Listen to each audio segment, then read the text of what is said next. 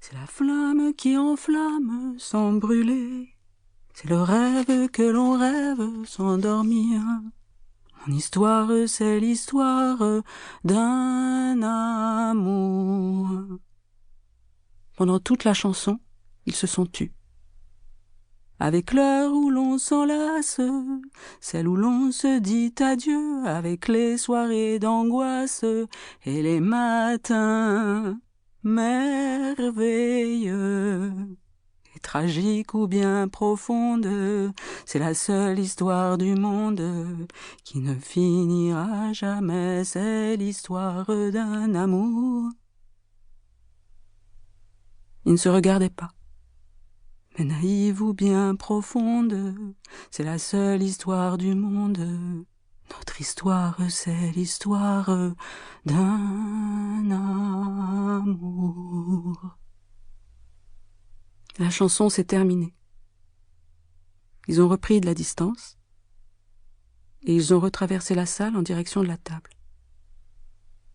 Elle lui a présenté Nicole et son cousin.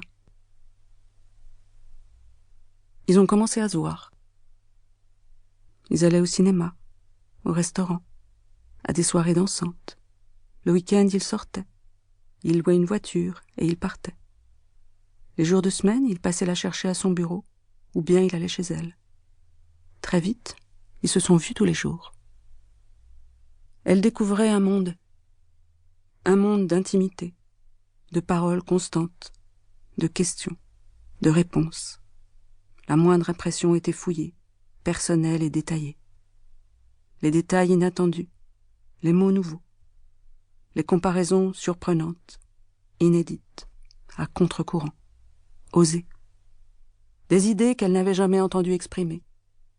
Il balayait les convenances d'un air naturel, et il décrivait tout ce qu'il voyait, les lieux qu'il traversait, les paysages dans lesquels il marchait, les gens qu'il croisait, avec une précision telle que s'aggravait ce qu'il disait en elle.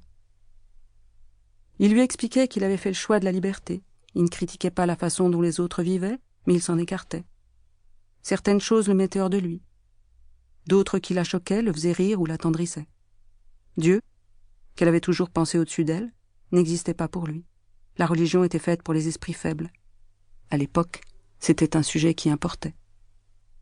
Pour avoir la paix, il suffisait de faire une ou deux concessions à la société. Ça avait le double avantage de ne pas blesser les gens et de récolter le moment venu ce qu'ils avaient à vous apporter. Elle mettait les propos qui la dérangeaient sur le compte de sa personnalité non conventionnelle.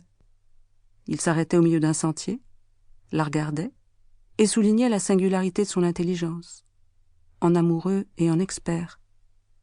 Il parlait d'elle avec la même passion que d'un auteur qu'il admirait. La pertinence de ce qu'elle disait n'avait rien à voir pour lui avec le fait qu'elle n'ait pas fait d'études.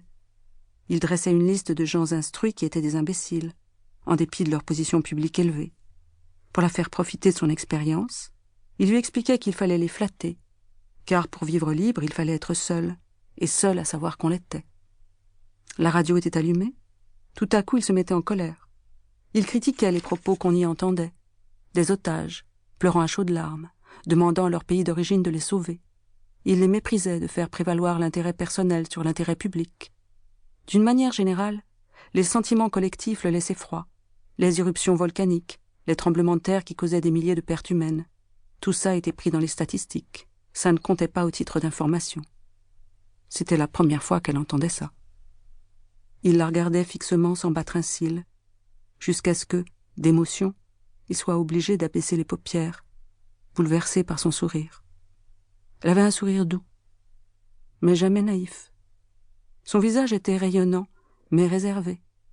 Ses yeux étaient vifs, verts, pétillants, mobiles, mais fragiles, petits, cassés.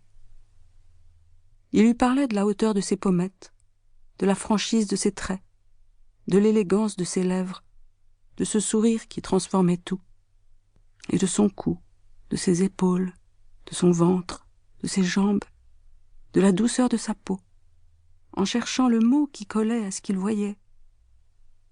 Il se concentrait sur la sensation que ses mains éprouvaient quand il la caressait.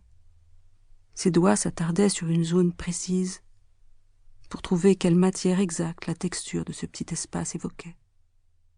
La soie. Pour continuer à écouter ce livre audio gratuitement, cliquez sur le lien dans la description et vous pourrez l'écouter en entier sans frais grâce à l'essai de 30 jours d'Audible.